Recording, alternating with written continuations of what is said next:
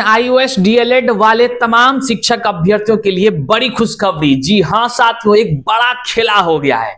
बिल्कुल बड़ा खेला यह हुआ है कि कल सुप्रीम कोर्ट में एनआईओएस डीएलएड को लेकर, जैसा कि आप सभी जान रहे हैं कि रिव्यू पिटीशन का जो सुनवाई होनी थी, और उसमें जो है कि सुनवाई हुई, सब कुछ हुआ, और आज अखबार में खबर आती है, हालांकि कल से ही जानकारी है कि एनआईओएस डीएलएड वैलिड हो गया। ये वैलिड शब्द, मान्य शब्द इसलिए हम बोल रहे हैं क्योंकि आपको पता होगा कि इससे पहले टीआरई 1, टीआरई 2, टीआरई 3 जितने भी बहाली हुए हैं, टीआरई 1 के सप्लीमेंट्री रिजल्ट के से अब तक किसी भी बहाली में एनआईओएस डीएलएड को मान्य करार नहीं दिया गया था।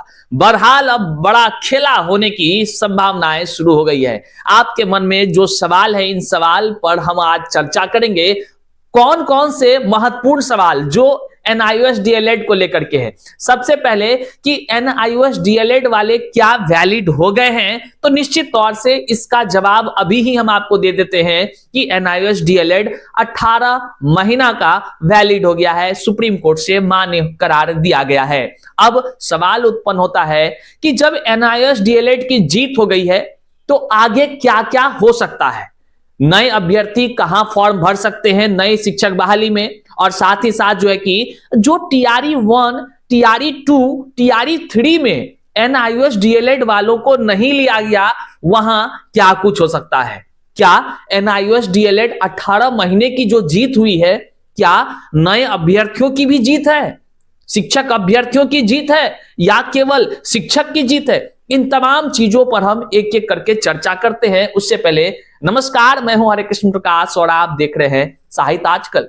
साहित्य आजकल का मतलब ही है वह सच्चाई जो जाननी आपके लिए है बेहद आवश्यक। साथियों, चैनल पर नए हैं तो सब्सक्राइब कीजिएगा और अपने तमाम साथियों तक एक बार जरूर शेयर कर दीजिएगा। चलिए करते हैं सीधे मुद्दे की बात। देखिए, बड़ी जानकारी निकलकर सामने आ रही है एनआईओएस डीएलएड अभ्यर्थियों के लिए, एनआईओएस डीएलएड किए हुए वैसे शिक्षकों के लिए जिसको कह लीजिए कि खतरा उनके ऊपर मंडरा रहा था, और साथ ही साथ टीआरई 1 में चयनित जितने भी एनआईएस कैंडिडेट हैं, सबके लिए बड़ी जानकारी निकल कर आ चुकी है। आगामी टीआरई 4 भी होनी है, उसमें शामिल होने के लिए जो अभ्यर्थी हैं, जो एक तरफ एनआईओएस से डीएलएड किए हुए थे लेकिन अमान्य करार दिए जाने के कारण से वह कह लीजिए वैलिड नहीं हो रहे थे, वहीं पर वो रेगुलर कोर्स डीएलएड कर रहे थे, अब उन सबों के लिए बड़ी जानकारी है।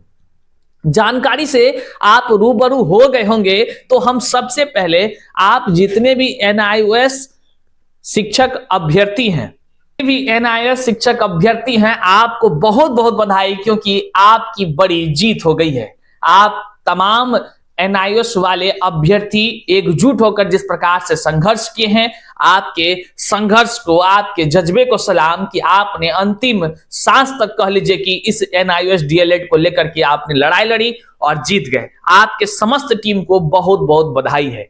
साथ ही चलिए, अब जो सवाल उत्पन्न हो जाता है कि ठीक है, एनआईओएस वालों का जीत हो गया है, अखबार भी आप यहां देख लीजिए, जीत हो गया है, लेकिन इसमें क्या लिखा हुआ है? 18 महीने के एनआईओएस वालों को कह लीजिए कि डिग्री को मान्य करार दिया गया है। जब आप इसमें तमाम चीजों को पढ़ेंगे तो निश्चित तौर से आप जान जाएंगे कि जो एनआईओएस से डीएलएड किए हुए अभ्यर्थी हैं, या कह लीजिए कि जो लोग हैं, वे सभी मान्य हो गए। तो भैया मान्य हो तो गए, जीत हो गया, उसका ऑर्डर का कॉपी आना बाकी है, ऑर्डर कॉपी आएगा तो विस्तार से जानकारी देंगे ही देंगे। लेकिन तत्काल जो सवाल उत्पन्न होता है कि जब एनआईओएस अब वैलिड हो गया है, तो टीआरई 1 के सप्लीमेंट्री रिजल्ट में जो एनआईओएस वालों का रिजल्ट रोका गया, उसका क्या होगा? टीआरई 2 में तो भैया सीधे कहा कि एनआईओएस वाला है, चलो हटो, नहीं लेंगे, तुमको शामिल नहीं होना है, काहे कि सुप्रीम कोर्ट का ऑर्डर है। एनआईओएस वहां भी वैलिड नहीं था, टीआरई 2 में नहीं लिया गया, टीआरई 3 में नहीं लिया गया, टीआरई जो कह लीजिए कि मान लीजिए कि अब जो अभ्यर्थी हैं टीआरई 4 में शामिल होंगे, क्योंकि कहा गया नए बहाली में आप शामिल हो सकते हैं। तो लेकिन आप अब जो ये सवाल उत्पन्न हो रहा है, उसमें कैसे न्याय मिलेगा? तो भैया बड़ा खेला अभी बाकी है। जी हां, ऐसे लाखों एनआईएस शिक्षक अभ्यर्थी हैं जिन्होंने अपने संघर्ष के बल पर सुप्रीम कोर्ट के ही जजमेंट पर पुनर्याचिका दायर करके जीत हासिल किया है। निश्चित तौर से अब टीआरई 1, 2, 3 सब में बड़ा खेला आपको होता हुआ प्रतीत होगा। लेकिन एक बात जानिए, टीआरई 1 में तो सप्लीमेंट्री रिजल्ट का क्या होगा वो तो अलग बात है, दे भी दे या ना भी दे वो अलग मैटर है। लेकिन सबसे बड़ा सवाल है कि टीआरई 2, टीआरई 3 पर क्या असर पड़ेगा।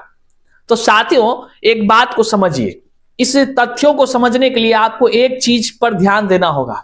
सुप्रीम कोर्ट में जब बहस हो रही थी कल, तो बहस के क्रम में साफ शब्दों में जो है कि जो विपक्ष के वकील साहब थे, जो पक्ष के वकील साहब थे, इन लोगों के बहस में एक बात निकल कर आई कि जजमेंट जो है कि आज से लागू होना चाहिए। तो यहीं पर जो है कि एनआईएस के तरफ से भी बातें रखा गया और जो जज साहब है उन्होंने कहा कि अरे ऐसा नहीं, जजमेंट जिस दिन से इनवैलिड करार दिया गया था एनआईएस वालों को, मतलब याद होगा आपको कि 2023 का वो मामला है, जिस दिन से जिस तारीख से इनवैलिड करार दिया गया था उसी तारीख से मान्य भी किया गया है। अब सवाल यहां पर बड़ा खड़ा हो जा रहा है कि जब भैया शुरू से लेकर 2017 से लेकर अब तक मान लीजिए कि एनआईएस वैलिड ही है, तो फिर जो इधर टीआरई 2, टीआरई 3 से बाहर कर दिया गया, ये तो नाइंसाफ हो गया है भाई इन लोगों के साथ। अब तो तमाम जितने एनआईएस वाले शिक्षक अभ्यर्थी हैं वह तो कहेंगे ही कि जिस ऑर्डर से हमको इनवैलिड करार दिया गया था, हमारे मान्यता को खत्म कर दी गई थी, उसी डेट से जब हम मान्य हैं तो हमारा तो हक बनता है कि टीआरई 2 और टीआरई 3 में भी हमको शामिल किया जाए। तो इस क्रम में चूंकि सुप्रीम कोर्ट का ऑर्डर है, ऑर्डर का कॉपी आने पर सब कुछ स्पष्ट होगा। अभी हम आपको बता रहे हैं इन सवाल और ये जितने भी कह लीजिए तथ्य हैं, ये अभ्यर्थियों के मन में कौतूहल का सवाल बनाया हुआ है। निश्चित तौर से आप भी एनआईएस के अभ्यर्थी हैं तो आप भी सोच रहे होंगे कि हाँ भैया आप सही कह रहे हैं, जब वैलिडे हो गया तो टीआरई 2 में काहे रोका, टीआरई 3 में काहे रोका। तो भैया उस समय में वो परिस्थितियां थी जब रोका गया, लेकिन जब वैलिड वहां से हो गया है तो बड़ा असर डालेगा टीआरई 1 के सप्लीमेंट्री पर, टीआरई 2 में तो डालेगा, टीआरई 3 में डालेगा। अगर बड़ा असर में कह लीजिए फिर से कुछ कहीं ना सरकार नोटिफिकेशन निकाले तो कोई बड़ी बात नहीं है। और निश्चित तौर से एनआईएस शिक्षक अभ्यर्थियों का हक भी बनता है वह सरकार से ये गुहार लगाए कि हम जब हमारा मान्य हो गया है तो हमको टीआरई 1, 2, 3 सब में हमको भी पिछले शामिल किया जाए, क्योंकि व्यापक पैमाने पर बड़े संख्या में बहाली जो है एनआईएस वालों को रोक कर करा दी गई। एनआईएस वालों अभ्यर्थी दर दर की ठोकर इस तरह खाते हुए मिले कि ट्रेन पर हम जब जा रहे थे तो वहां पर जब अभ्यर्थी हमको मिले, हमने पूछा आप क्या करते हैं, वो बोले भैया शिक्षक अभ्यर्थी थे अब नहीं रहे, अब हम एनआईएस डीएलएड का जो कि दंश झेल रहे हैं, अब रेगुलर से डीएलएड कर रहे हैं कहीं बाहर में या कहीं भी एडमिशन कराकर। सोचिए इस परिस्थिति से एनआईएस वाले गुजरे हैं। बहरहाल जजमेंट का कॉपी आएगा तो और भी विस्तार से पता चलेगा कि क्या असर पड़ेगा। लेकिन एक बात है, असली खेल अब शुरू हो जाएगा। जितने भी एनआईएस वाले शिक्षक अभ्यर्थी हैं वह अपने हक को लेना तो छोड़ेंगे नहीं भैया।